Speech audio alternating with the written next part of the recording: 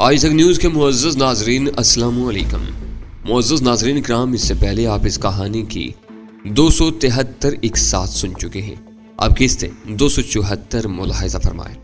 उसे नहीं मालूम था कि मैं उस वक्त कोई मज़ाहिया बात सुनने, उससे लुत्फ़अंदोज़ होने या उसका जवाब देने की पोजीशन में नहीं था। राहिला की तरफ से मुतमईन होने के बाद मैं अपनी ऑफिस में आकर बैठ गया था। थोड़ी देर बाद ही अंबर ने मुझे आगाह किया कि कोई औरत मुझसे मिलना चाहती है। क्या नाम है उसका? नाम नहीं बताया उसने। मैंने दरियाफ्त किया। नहीं सर, उसका कहना है कि एक बहुत अहम काम के सिलसिले में आपके पास आई है और आप उसे जानते हैं। वो तो मेरे सामने भी नकाब चेहरे से नहीं हटा रही, अंबर ने जवाब दिया। मैंने जहन पर जोर दिया। मैं किसी बुर्कापोश खातून से वाकिफ नहीं था। मैंने एहतियातन पूछा, औरत ही मालूम होती है या ना? जी सर, बाज़ाहिर तो औरत ही मालूम होती है, अंबर ने मुस्कुराते हुए जवाब दिया। वैसे अच्छे डेल टोल की मालिक है, भेज दो। मैंने ठंडी सांस लेकर कहा, अगर बुर्के के अंदर से कोई मुआ मर्द बरामद हो गया तो मेरी बदकिस्मती होगी। मेरे हक में दुआएं खैर करना। सारे मुमकिन है ये उस बेचारे की बदकिस्मती हो। अंबर मुस्कुराते हुए बोली और रुखसत होगी। मैंने अपनी जेब में मौजूद मशीन पिस्टल को थपथपाया और बज़ाहिर बेपरवाही से लेकिन दर हकीकत पूरी तरह मुस्तैद होकर बैठ गया। चलने के बाद एक नफीस किस्म के बुर्का में जो औरत कमरे में दाखिल हुई वो खासी लंबी तिरंगी और मर्दमार किस्म की औरत दिखाई देती थी। वो वाहिदा परवेज थी। यूं तो उस औरत में खूबसूरती के तमाम लवाजमात मौजूद थे। आंखें खूबसूरत थीं, न कुछ तीखे थे, लेकिन उस वक्त वो कुछ मुस्तरिब मालूम होती थी और उस दौरान मैं शायद अंदर ही अंदर अपने उस इज़्तिराब पर काबू पाने की कोशिश कर रही थी। अचानक वो बिला तमहीद बोली, मैं चाहती हूँ कि जितनी देर भी मैं इस कमरे में मौजूद रहूँ और इस दौरान ना तो कोई अंदर आए और ना ही आप कोई फ़ोन वगैरह अटेंड करें, ताकि एक तो वक्त साया ना हो, दूसरे मुझे कोई यहाँ बैठे ना देखे। मुमकिन है आपके होटल के स्टाफ में से कोई मुझे पहचानता हो। मैं कोशिश करूँगा कि आपकी इन ख्वाहिशात की तकमील का इंतज़ाम हो सके, बशर्ते कि मुझे मालूम हो जाए कि आपने किस सिलसिले में मुझे शर्फ़ मुलाकात बख्शने का फैसला किया है। मैं कोशिश के बावजूद अपने लहजे का तीखापन न छुपा सका, ताहम मैंने उसे बैठने का इशारा ज़रूर कर दिया। वो बैठते हुए बोली, मुझे मालूम है आप मुझसे नाराज़ होंगे, लेकिन मैं मजबूर थी, इसलिए आपको वक्त देकर और मुलाकात तय करने के बावजूद कल नहीं आ सकी। मैंने दिल ही दिल में अपने आप से कहा, चलो बरखुरदार अफसल, कम अज़ कम एक मुअम्मा तो हल हुआ कि फ़ोन खुद उन्हीं मौसूफ़ा ने किया था। ज़ुबान से मैंने कहा, वादा करके आपका ना आना इतना तकलीफ दे नहीं था जितना बाद में आपका अनजान बन जाना। वो मेरी मजबूरी थी। वो अपने पर्स से एक टिश्यू पेपर निकाल कर पेशानी से पसीना पूछते हुए बोली। मेरे शौहर उस वक्त मेरे पास मौजूद थे और उनके सामने मैं हरगिज़ ये जाहिर नहीं कर सकती थी कि मैंने आपको फ़ोन करके मिलने की कोशिश की थी। सच्ची बात यह है कि आपके फ़ोन ने मुझे अच्छी खासी मुश्किल में डाल दिया था। मुझे अपने शौहर के सामने बात बनाना मुश्किल हो गया था कि मेरे लिए आपका फ़ोन क्यों आया था। मुझे बिल्कुल अनजान बनना पड़ा कि शायद आपने किसी गलतफहमी की बिना पर मुझे फ़ोन कर डाला है। शुक्र है वो कुछ मुतमईन हो गए थे। उसकी आंखों और चेहरे से उसकी ज़हनी कशीदगी और असाबी तनाव का अंदाज़ा करना मुश्किल नहीं था। मैंने महसूस किया कि उस पर किसी भी किस्म की खफगी का इजहार करने के बजाय उसे बोलने का मौका देना बेहतर था। एक गहरी सांस लेकर उसने सिलसिला इकराम जोड़ा। दरअसल मेरी उस दोस्त का उस फ्लाइट से जाने का प्रोग्राम कैंसिल हो गया था। उस बात की इत्तला देने के लिए जब उसका फ़ोन आया, उस वक्त तक खिलाफ तवक्को मेरे शौहर घर आ चुके थे। उन्होंने भी सुन लिया था कि मेरी दोस्त का प्रोग्राम कैंसिल हो चुका था। उसके बाद घर से निकलने का कोई चवाज न रहा। ये इत्तला और अचानक मेरे शौहर की आमद, ये दोनों ऐसी गैर मुतवक्की तब्दीलियां थीं कि मैं कुछ बदहवास सी हो गई। घर से निकलने के लिए मैं कोई दूसरा बहाना न बना सकी और मेरे शौहर ने मुझे उसका मौका भी नहीं दिया। आप अंदाज़ा नहीं कर सकते हैं मैं दिल ही दिल में कितनी शर्मिंदा थी। उसने सर झुका लिया। शर्मिंदगी उसके चेहरे से आया थी। मैं आपके लिए पीने को कुछ मंगाऊं? मैंने मुलायमे से पूछा। अचानक मुझे आदाब मेज़बानी का ख्याल आ गया था और मेरे दिल में उसके बारे में गम गुस्सा भी नहीं रहा था। हरगिज़ नहीं। वो मुसरबाना अंदाज में हाथ उठाते हुए बोली, इस वक्त मैं इन तकल्लुफ़ात के मुतहम्मिल नहीं हो सकती। मुझे मालूम है कल आपको कितनी खौफ हुई होगी, इसीलिए आज मैंने जल्द अज जल्द इसकी तलाफ़ी करने की कोशिश की है। इस वक्त मैं दर हकीकत यहाँ से कुछ ही दूर वाक़ई एक ऑडिटोरियम में होने वाले ख़वातीन के एक सेमिनार में शरीक हूँ, जो काफ़ी देर जारी रहेगा। मेरी गाड़ी में ही खड़ी और ड्राइवर उसमें बैठा है। मैं पिछले दरवाजे से निकलकर यह बुर्का पहन कर यहाँ आई हूँ, जो मैं घर से अपने हैंड बैग में छुपा कर लाई थी। उसका मतलब था सीधी, शरीफ और मजाजन घरेलू सी दिखाई देने वाली औरत भी अगर कभी चाहती तो किसी मजबूरी, ख्वाहिश या ज़रूरत के तहत थोड़ी बहुत फनकारी दिखा सकती थी। ये सारा तरद्दुद कैसा है? मैं असल बात जानने के लिए बेचैन हूँ। मैंने उसकी आंखों में झांकते हुए कहा।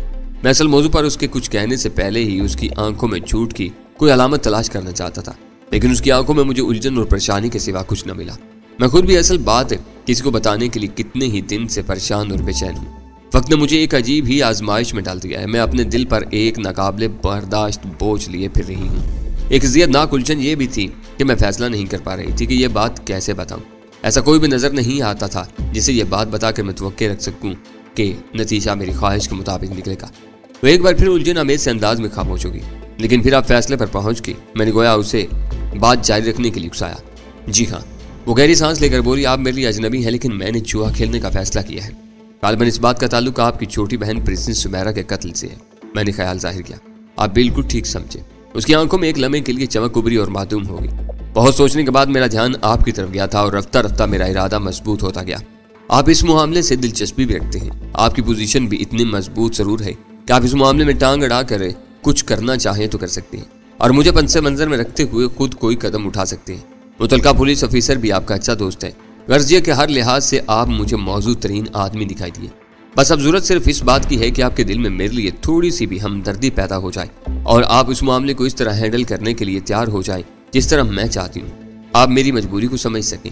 आप असल बात तो कीजिए, बाकी बातों पर तो बाद में बातें होती रहेंगी। मैंने मुलायमे से कहा, आप गालिबन प्रिंसेस सुमेरा के कत्ल के बारे में कुछ जानती हैं। उस सफर से मुझे अपने जिस्म में कुछ सनसनी सी महसूस होने लगी थी। मैं कुछ नहीं बल्कि सब कुछ जानती हूँ, वो जरा तंद लहजे में बोली। मेरा मतलब है कि मैं ये जानती हूँ कि सुमेरा का कत्ल किसने किया था और मेरा ख्याल है कि यही बात सबसे अहम है। इतना जान लेना ही सब कुछ जान लेने के मुतरादिफ है। पुलिस को अगर सिर्फ इतना ही मालूम हो जाए तो बाकी बातें वो खुद ही मालूम कर लेगी। हाँ, आपका ख्याल दुरुस्त है। आप बताएं तो सही, आपके ख्याल में प्रिंसेस सुमेरा का कातिल कौन है? मैं नहायत नरमी से दरियाफ्त किया। मैं अपना ख्याल जाहिर नहीं कर रही, बल्कि मैंने अपनी आंखों से उसे सुमेरा को कत्ल करते देखा था। वो जागती हुई आंखों से गोया कोई ख्वाब देखे हुए जो छुरी सीख लेकर बोली। वो सफ्तर मुनीर था। उसने जैसे अपने गले में फंसा हुआ कोई गोला उगल दिया। सफ्तर मुनीर? मैं एकदम सीधा होकर बैठ गया। एक लम्हे के लिए मुझे शुबा हुआ कि शायद वो अपने शौहर से कत्ल का शुबा हटाने की किसी साजिश में शरीक थी और उसी मुहिम पर निकली हुई थी। आपको बहुत हैरत हुई? उसने हल्की सी तलखी से कहा। जाहिर है, मैंने अपना लहजा हमवार रखने की कोशिश करते हुए कहा, सफदर मुनीर को तो सुमेरा के कत्ल से बहुत नुकसान पहुंचा है। उसकी खातिर वो अपनी बीवी को तलाक दे रहा था और उसी की मदद से वो बहुत बड़ा आदमी बनने जा रहा था। उसने जिंदगी भर के लिए जो प्लानिंग की थी, सुमेरा के कत्ल से तो वो बर्बाद होकर रह गई थी। सुमेरा के कत्ल से तो किसी और को फायदा पहुंच रहा था। उसके होंठों पर अजीब सी मुस्कुराहट उभरी। इसमें अफसुर्दगी भी थी और तलखी भी। बोझल सी सांस लेकर वो बोली, मैं समझ गई। आपका इशारा मेरे शौहर की तरफ है। आपका ख्याल दुरुस्त है। मेरे शौहर भी कोई फरिश्ता सिफ्त आदमी नहीं है। बहुत ज्यादा दौलत के लिए वो भी किसी को कत्ल कर सकते हैं, लेकिन सुमेरा के बारे में ऐसा सोचने की उनमें हिम्मत नहीं थी। अलबत्ता उस मामले में उनका किरदार कुछ और है। मैं उसके बारे में भी आपको बता दूंगी, लेकिन पहले खुद को जहनी तौर पर तैयार कर लें कि आपको मेरी बात पर यकीन करना है या नहीं। मैं आपके पास क्या सराइयों या अंदाजों के बारे में नहीं, बल्कि आंखों देखी सूरत हाल के बारे में बात करने आई हूँ। मुआज़त खा हूँ। मैंने जल्दी से कहा, मेरा ख्याल है मुझे कोई तबसरा करने से पहले आपकी पूरी बात सुन लेनी चाहिए। जी हाँ। उसके बाद मुझे साफ साफ बता दीजिएगा कि आपको इस बात पर यकीन आया है या नहीं, और यह कि इस सिलसिले में आपका इरादा क्या है। वो अब कुछ पुरस्कून लहजे में बोली, आप चाहेंगे तो हम बात यहीं खत्म कर देंगे। हम दोनों ही फर्ज कर लेंगे कि मैं यहाँ आई ही नहीं थी। बिल्कुल ठीक। मैंने तमानियत की सांस लेकर कहा, मुझे अंदेशा महसूस हुआ था कि वो खवा होकर चली न जाए। बड़ी मुश्किल से उस गुत्थी के खुलने के आसार पैदा हुए थे। एक लम्हे की खामोशी के बाद बोली, मैंने आपकी बात का बुरा नहीं मनाया। आप मेरे शौहर पर शुबा करने में हक बजानिब हैं। पुलिस खुद अभी तक ढके छुपे अंदाज में उनके बारे में तफ्तीश करती भी रही है, इसलिए वो कभी असल कातिल तक नहीं पहुंच सकेगी। दौलत के लालच में कत्ल वाली थ्योरी भी दुरुस्त है। इस दुनिया में तो बाज़ औक़ात चंद हजार रुपए के लिए न जाने क्या क्या हो जाता है, और हमारे बारे में तो खुद हमारे प्यारे नबी पाक सल्लल्लाहु अलैहि वसल्लम ने फरमाया है कि मेरी उम्मत का फितना माल है। उसका लहजा बता रहा था कि वो मजहबी रुझान भी रखती थी। एक लम्हे की खामोशी के बाद बोली, बज़ाहिर तो बेशक यही नजर आता था कि सुमेरा को कत्ल करने में सफ्तर मुनीर का बहुत बड़ा नुकसान था, लेकिन मसला यह है कि मेरे अंदाजे के मुताबिक इस वक्त वो बहुत ज्यादा इस्तेमाल में आ गया था जब वो अचानक पत्थर का वो बुत उठाकर उसके सर पर मार बैठा। जाहिर है इस्तेमाल के आलम में इंसान अपने नफे नुकसान का हिसाब करने के काबिल नहीं रहता। दूसरी बात यह कि प्रिंस इंडस्ट्रीज के मामलात इस कदर फैले हुए उलझे हुए हैं, और उसके साथ साथ खुद सफदर मुनीर का किरदार इतना उलझा हुआ है कि यह फैसला करना कम अज कम हम लोगों के लिए मुश्किल है। वो सुमेरा को मारकर फायदे में रहा है या नुकसान में। आपकी यह बात भी अपनी जगह उलझी हुई लेकिन दिलचस्प है, मैंने मुस्कुराते हुए कहा। उसके सुर्ख सफेद चेहरे पर हुस्न मलाल के साहिब बरकरार रहे और वो खो खो से लहजे में बोली, उस रात बज़ाहिर तो मैं उस वक्त सुमेरा के स्टूडियो में पहुंची थी जब आप उस लाश के करीब बैठे थे, लेकिन दर हकीकत मैं उससे पहले भी वहां आ चुकी थी और उस वक्त मैंने सुमेरा को सफदर के हाथों कत्ल होते देखा था। उसकी आवाज एक लम्हे के लिए रुंध गई थी। ओह, मैं कुछ संभल कर बैठ गया। एक लम्हे की खामोशी के बाद वो गोया उस याद की अजियत को जहन से झटकते हुए बोली, सुमेरा के घर और स्टूडियो के तौर पर इस्तेमाल होने वाले दोनों बंगलों की एक एक फाजिल चाबी मेरे पास रहती थी। मैं जब चाहती थी उसके पास चली जाती थी। उस रात भी मैं अचानक बगैर किसी प्रोग्राम के उसके स्टूडियो चली गई थी। मेरे साथ ड्राइवर भी नहीं था, गाड़ी में खुद ड्राइव करके ले जा रही थी। स्टूडियो पहुंच कर हस्बे आदत में ताला खोलकर सीधी अंदर चल गई। मैंने काफी दूर से ही बड़े हाल में बहस व तकरार की आवाजें सुनी। सुमेरा अक्सर वहां बैठकर काम करती थी। मैंने आवाज़ें भी पहचान ली। वो सुमेरा और सफदर की आवाज़ें थी। उससे पहले भी मैंने उन्हें कई बार बहस व तमहीज करते सुना था, लेकिन इतने गुस्से से बात करते कभी नहीं सुना था। मैं दरवाजे की तरफ जाने के बजाय बगली दीवार की खिड़की के पास चली गई और कान लगाकर सुनने लगी। एक लम्हे खामोश रहने के बाद वो बोली। उनके दरमियान बहस काफी देर तक जारी रही। उसका बेशतर हिस्सा मैं नहीं सुन सकी थी, लेकिन जो बातें मैं सुन सकी थी और मेरी अपनी भी जो मालूमात हैं, उनकी रोशनी में मुझे अंदाजा हो गया कि मौजू बहस क्या था। प्रिंस इंडस्ट्रीज को सेठों की कोई सिंडिकेट खरीदना चाह रही थी। सुमेरा अपना हिस्सा बेच देने के लिए तैयार थी, बल्कि ये कहना चाहिए कि उसे जरूरत थी, जबकि सफदर मुनीर उसे मना कर रहा था। एक दूसरे पर बहुत से इल्जामात भी लगाए गए। बहस संगीन सूरत हाल इख्तियार कर गई। उस दौरान में खिड़की के एक कोने से झांक कर मैंने अंदर देखा। सफदर गुस्से में शायद उसे थप्पड़ मारकर घुंसा मारने के लिए झपटा, लेकिन किसी चीज से उलझ कर गिर पड़ा। शायद उसे खासे जोर की चोट आई थी। उसका गैज़ और गजब कुछ और बढ़ गया। वो किसी जख्मी दरिंदे की तरह उठा। सुमेरा उस वक्त भी अपनी जगह से नहीं हिली। उसके गोया वहमो गुमान में भी नहीं था कि उसे सफदर की तरफ से कोई खतरा हो सकता था। सफदर नहायत फुर्ती से काले पत्थर का बुत उठाया और सुमेरा की खोपड़ी पर पूरी कुव्वत से दे मारा। वो फर्श पर गिरी और साख्त हो गई। मुझे यकीन हो गया कि वो मर चुकी थी और उसके साथ ही गोया मेरे जिस्म से जान निकल गई। एकदम वो बात करते करते चुप हो गई। आखिर जब मैंने महसूस किया कि वो जवाब देने के काबिल हो चुकी है, तो पूछा, आपका रद्द-ए-अमल क्या था? शर्मनाक, उसने बिला तामुल जवाब दिया। चंद लम्हे तक मुझे अपनी आंखों पर यकीन न आया, और जब यकीन आया तो दुनिया गोया मेरी आंखों के सामने घूमने लगी। जब मुझ में इतनी जान आई कि सही तौर पर हरकत कर सकती, तो मैं दबे कदमों वहां से भाग ली, क्योंकि सफदर अभी वहां से निकलने की तैयारियां कर रहा था और मैं नहीं चाहती थी कि वो मुझे वहां देखे, वरना वो मुझे भी कत्ल कर देता। फिर उसने शायद मेरे तासुरात देखे और बोली, आप शायद मेरी बात पर हैरान हो रहे होंगे। मसला यह है कि सफदर मुनीर के बारे में कोई ये नहीं जानता कि वो कितना खतरनाक आदमी है और कितने खतरनाक लोगों से उसके रवाबत है। मुझ जैसी औरत, अहमद परवेज जैसे आदमी की बीवी भी उससे खौफजदा रहती थी। मैं इत्तेफाक से उसे नौजवानी के ज़माने से जानती हूँ। वो एक पुरस्कार और माफियाई किस्म की शख्सियत है और माफियाई किस्म के लोगों से ही उसके राब्ते हैं। वो एक मुहज्जब, खुश एतवार और पढ़े लिखे शख्स के लिबादे में छुपा हुआ एक भेड़िया है। हैरत है, मैं कहे बगैर न रह सका। आपकी बहन को जिंदगी भर शादी करने के लिए कोई ढंग का आदमी नहीं मिल सका। उसने पहले जिन दो शख्सियात से शादी की वो भी अजीबो गरीब थे, और ये तीसरा आदमी मुंतखब किया तो ये आपके बयान की रोशनी में भी कमाल की चीज़ है। आप ठीक कह रहे हैं, वो अफसुर्दगी से बोली। ये शायद उसे किसी की बद्दुआ लगी हुई थी। माँ बाप की तो वो हमेशा नाफरमान रही। उसके मिजाज में एक अजीब सी सरकशी थी। वाजिदा से मुझे बहुत सी बातें मालूम हो गई थी। थोड़ी देर बाद वो उठकर जाने के लिए तैयार थी। उसने दोहरा नकाब चेहरे पर गिराया और जाने के लिए मुड़ी तो मैंने पूछा, आपके लिए गाड़ी मंगवाऊं? जी नहीं, मैं जिस टैक्सी में आई थी उसे मैंने रोक रखा है, उसने कहा, और रुखसत होगी। उसे मुझसे या मुझे उससे राब्ता करने की जरूरत पेश न आई। चंद घंटे बाद ही रहीम गुल का फोन आया और खुलाफे मामूल वो किसी तमहीद या छेड़छाड़ के बगैर बोला, मेरे पास एक अफसोसनाक इतला है। बज़ाहिर तो इससे तुम्हारा कोई ताल्लुक नहीं बनता, लेकिन चूंकि तुम प्रिंसेस सुमेरा वाले मामले में गहरी दिलचस्पी ले रहे हो, इसलिए मैंने सोचा ये खबर अखबारात में आने से पहले तुम्हें सुना दूं। तकरीबन 2 घंटे पहले वाजिदा परवेज को जिमखाना वाली सड़क पर कत्ल कर दिया गया है। वो खवातीन के सेमिनार में शिरकत करके वापस घर आने के लिए रवाना हुई थी। नहीं, बेख्तियार मेरे मुंह से निकला और मैंने गोया उस धचके से संभलने के लिए सहारे के तौर पर रिसीवर को मजबूती से थाम लिया। कैसे हुआ ये सब? बज़ाहिर तो यही मालूम होता है कि मोटरसाइकिल पर सवार 3 नौजवान ने उसके ड्राइवर से गाड़ी छीनने की कोशिश की, लेकिन उसकी और शायद वाजिदा की भी मुजाहमत पर दोनों को गोली मार दी। उसके लहजे में तासुफ था। तुम्हें मालूम है, उस किस्म के वाक़यात का कोई गवाह मुयस्सर नहीं आता। बड़ी मुश्किल से एक गवाह मुयस्सर आया। वो एक पार्किंग लॉट में चौकीदार है। उसने भी खासी दूर से ये वाक़या रुनमा होते देखा था, इसलिए उसका अंदाजा है कि ये गाड़ी छीनने की कोशिश थी जो नाकाम होगी। मुमकिन है असल बात कुछ और हो और ड्राइवर को 4 और वाजिदा को 5 गोलियां मारी गई हैं। गोया ये यकीन करना मकसूद था कि दोनों लाजमन मौका पर ही मर जाएं, किसी के जिंदा रहने का कोई इम्कान न रहे। उस इल्ला ने वाकई मेरे दिल पर एक गहरी खराश डाल दी। मैं तो अभी यही फैसला नहीं कर पा रहा था कि उसने मुझे जो बात बताई थी वो रहीम गुल को बताई जाए या नहीं, कि वो इस दुनिया से रुखसत हो गई थी। क्या बुरका वाली एहतियात के बावजूद किसी ने उसे मेरे यहाँ आते देख लिया था और पहचान लिया था? इस सूरत में तो शायद उसे मेरे यहाँ से चाहते हुए ही मार दिया जाता। मुमकिन है उस वक्त फौरी तौर पर कहीं से छीनी गई मोटरसाइकिलें और माहिर पेशावर कातलों का फौरी तौर पर बंदोबस्त न हो सका। यह भी मुमकिन था कि मेरे यहाँ आना ही वाजिदा के फौरी कत्ल का बायस न बना हो, बल्कि उसे कत्ल किए जाने का प्रोग्राम पहले ही से तय हो। लेकिन नामालूम लोगों को मुनासिब मौका अब हाथ आया हो। गो कि मुझे मुहूम से भी उम्मीद नहीं थी, लेकिन न जाने क्यों ये सवाल मेरी जुबान से फिसल गया। वो खुद इस्तिज़ाही अंदाज में हंसा। भरी पूरी सड़कों पर रूनुमा होने वाले इस किस्म के वाक़यात का कोई गवाह नहीं मिलता, तो सुराग कहाँ से मिलेगा? उसके लहजे में थकन झलक आई। मैं इब्तदाई तफ्तीश और वाजिदा की लाश अस्पताल पहुंचाने के बाद वापस आया हूँ। अहमद परवेज पहुंच गया था? हाँ, उसका कहना है कि पोस्टमार्टम नहीं होने देगा, ये महज वक्त का ज़िया और लाश की बेहुरमती होगी, जबकि मौत की वजह साफ जाहिर है। रहीम गुल ने बताया। वो ठीक ही कह रहा है, मैंने कहा। मजमूई तौर पर उसका रद्द-ए-अमल क्या था? वो मुझे एक बिल्कुल मुख्तलिफ अहमद परवेज दिखाई दिया। उसने ना तो मुझसे उलझने की कोशिश की और ना ही पुलिस के महकमे को उसकी नाअहली पर बुरा भला कहा। उसने DIG और IG साहिबान से अपनी शनासाई के हवाले भी नहीं दिए। उसमें वो पुरानी अकड़फू बिल्कुल नहीं दिखाई दी। ऐसा मालूम होता था कि उस वाक़े ने उसे बिल्कुल तोड़ फोड़ कर रख दिया है।